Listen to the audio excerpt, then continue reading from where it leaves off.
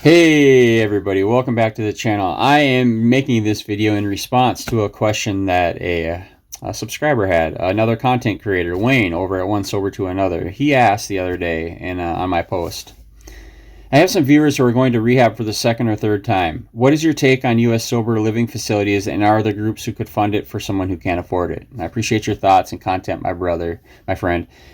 God bless you and keep doing the damn thing sober. Amen. That's the idea. Absolutely. So, it did take me a few times to go through treatment as well. And what I remember doing early on when I was getting recovery from drugs is I went to an inpatient, and then I went to an extensive outpatient, and then meetings, and then I stayed sober from drugs.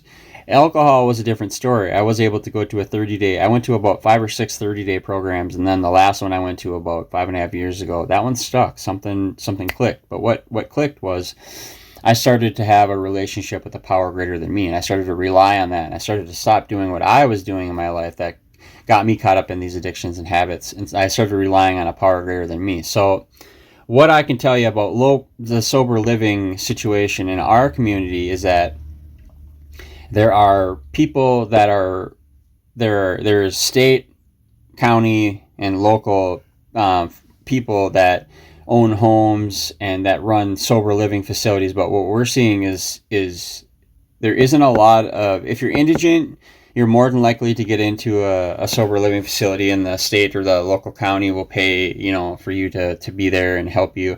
Or if you have state medical insurance, they'll pretty much pay for everything.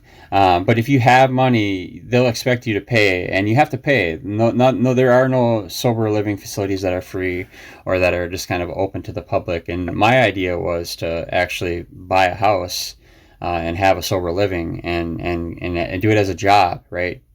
Get supplemented for having people in a house, and then be the director or get a director of the house, and then have so it's in the works in my mind. And I'm about 4 years away from getting my degree, so in the meantime I'm looking for stuff that I can do and that we can do to help other people stay sober. So I know that there's a hard gray area there, because when you get out of treatment, you're fresh. You want to succeed. You want to do good things, but sometimes you don't have a car, you don't have a place to live, you don't have a structure.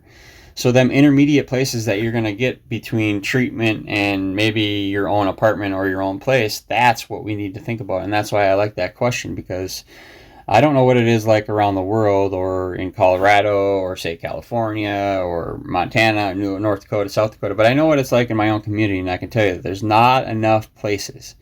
There are facilities, but those are treatment facilities, and you got to pay big bucks.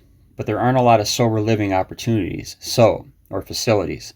So in my mind, what we can do is we can come together with other people in the community and try to foster that idea.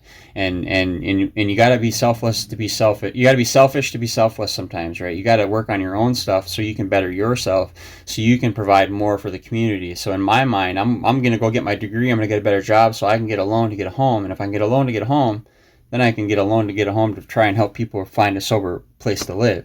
And that's where my passion is too, Wayne. So I thank you for that question. I know I kind of went around and around, but that's where my heart lies on it, and that's where I'm at with this issue. So I think that we can do much better a job of trying to help out other people.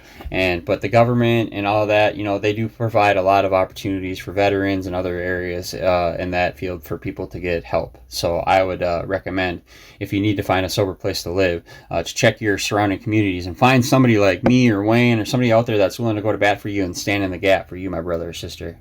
Thanks, Wayne, for the question. Love you guys.